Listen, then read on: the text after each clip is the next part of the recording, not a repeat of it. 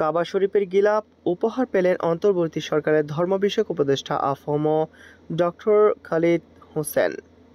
সম্প্রতি জেদ্দাস্থ সচিবালয়ে এক অনুষ্ঠানে এই সম্মাননা স্মারক উপহার দেন সৌদি আরবের ধর্ম বিষয়ক মন্ত্রী ডক্টর তাওফিক ফাউজান আল রবিয়া।